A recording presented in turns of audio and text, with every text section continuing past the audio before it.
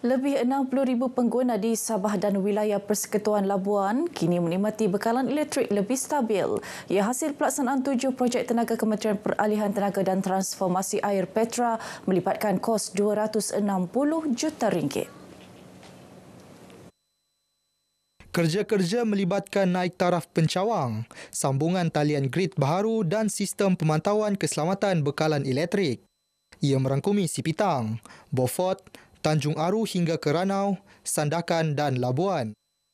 Tujuannya tidak lain dan tidak bukan untuk memastikan kesejahteraan rakyat ini dapat terbela dan segala utility yang kita buat ataupun kemudahan projek yang dilaksanakan dapat siap dengan sempurnanya.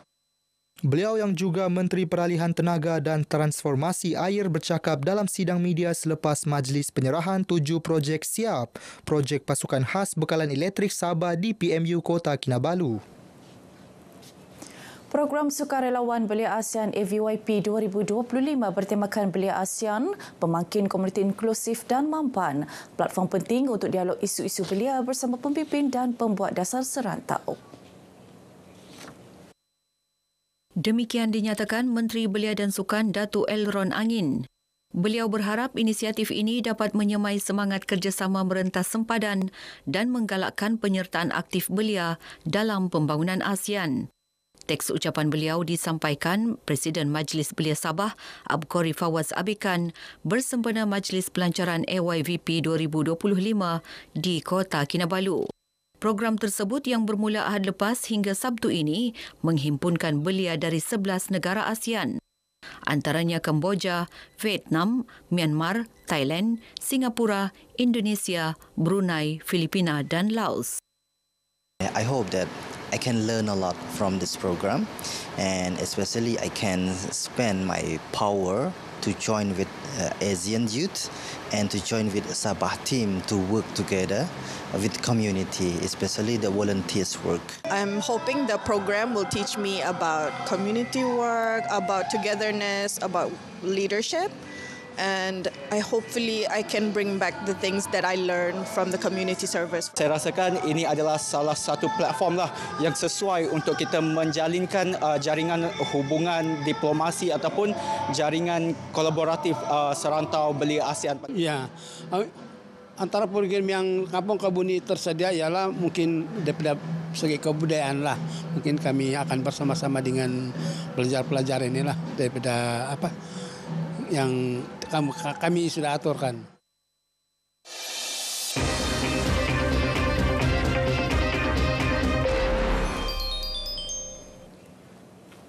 Di sebalik keindahan laut dan pulau-pulau di Semporna, tersimpan sebuah seni warisan tidak ternilai ukiran halus perahu lepa miniatur.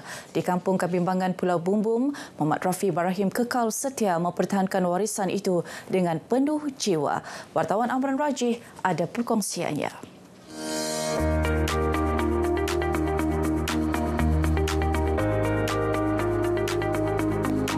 Satu ketika dahulu, perahu lepa pengangkutan utama masyarakat bajau laut di Semporna.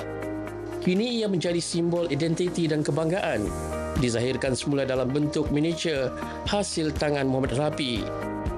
Kami menemuinya dalam program Jelajah Kelab Malaysia.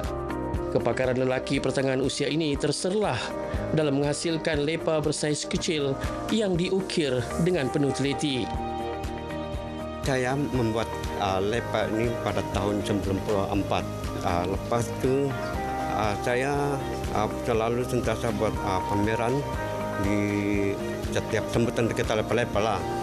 Pada tahun 2004 saya dijumpa oleh Gerab Tangan Malaysia. Di situlah saya dapat bermula dibawa bila tahun 2007. Saya diantar oleh Perbadan Gerab Tangan Malaysia Sabah, kursus. Memang saya ada keturunan dari nenek moyang saya. Bahan utama ukiran ialah kayu tambu-tambu, kayu tempatan dari pesisir Pulau Bumbung yang diukir motif flora dan fauna, menyerlahkan nilai estetik seni bajau. Hasil tangannya pernah mencecah RM50,000. Malah perahu lepa miniatur ciptaan Muhammad Rapi sering dijadikan hadiah eksklusif untuk majlis rasmi di seluruh negeri. Seorang lagi usahawan kerap di sini, Narimah Tamjiji, yang terkenal dengan pembuatan baju tradisi etnik Bajau di kampung Lok Malalom. Dalam masa-masa sekarang ada Regatta Lepa, memang dia untuk sambutan sewa dengan tempahan tu memang banyak. Sekarang saya ada tempahan dalam 4 pasang. Cuma diorang pakai masa bulan 8 nanti. Untuk 31 Ogos hari pemaksaan. Sepasang pakaian lelaki dan wanita yang dihasilkan boleh mencecah RM1,500. Apa tidaknya, setiap helaian dijahit penuh teliti demi kekalkan keaslian budaya Bajau. Usaha mereka tidak berseorangan.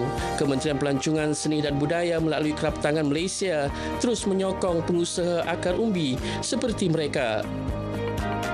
Kementerian Pelancongan Seni dan Budaya melalui Kerap Tangan Malaysia juga membantu pengusaha-pengusaha kerap ini dari segi penyediaan bahan, penyediaan latihan dan juga penyediaan promosi untuk mereka mempromosikan produk mereka. Jadi kita harap dengan usaha ini, produk-produk kerap ini akan terus maju pada masa yang akan datang dan tidak pupus ditelan zaman. Sesungguhnya produk kerap dari Semporna seperti ukiran kayu, sulaman, rotan dan seramik bukan sekadar barangan seni, malah aset pelancongan negara menjelang Tahun Melawat Malaysia 2026. Amran Raji, RTM.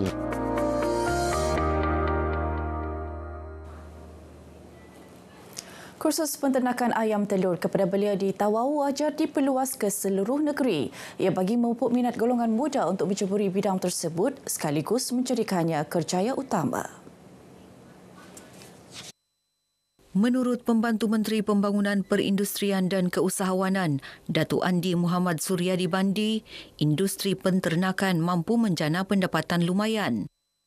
Ini diadakan adalah untuk memberi pengetahuan, pendidikan berkenaan cara untuk menternak ayam telur.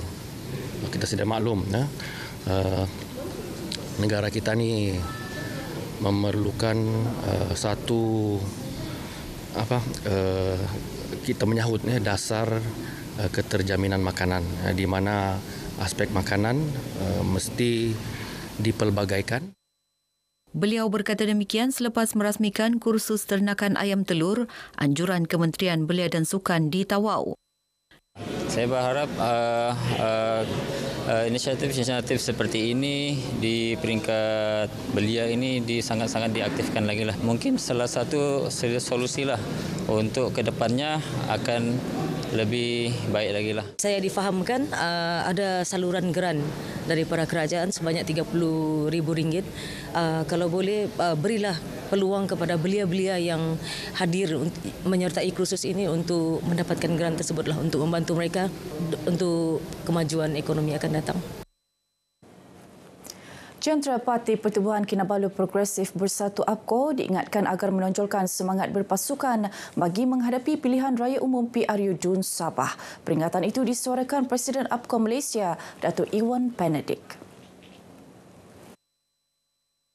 Saya percaya parti-parti lain juga telah mempersiapkan bahagian masing-masing untuk menghadapi pilihan raya dan saya amat yakin kesatuan antara parti ini dapat kita perkasahkan menjelang pilihan raya nanti. Beliau ditemui media selepas menghadiri program bersama pemimpin dan taklimat usahawan di Sandakan.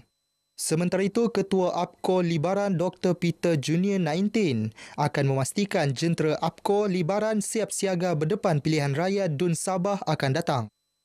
Kami percaya bahawa dengan kesiapsiagaan kami ini yang memberikan kami semangat untuk terus maju ke depan. Kami tidak menolak sebarang kemungkinan bahawa kerjasama gabungan itu boleh daripada pelbagai parti.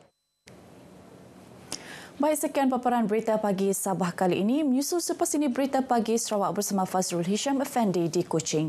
Malaysia Madani, rakyat disantuni.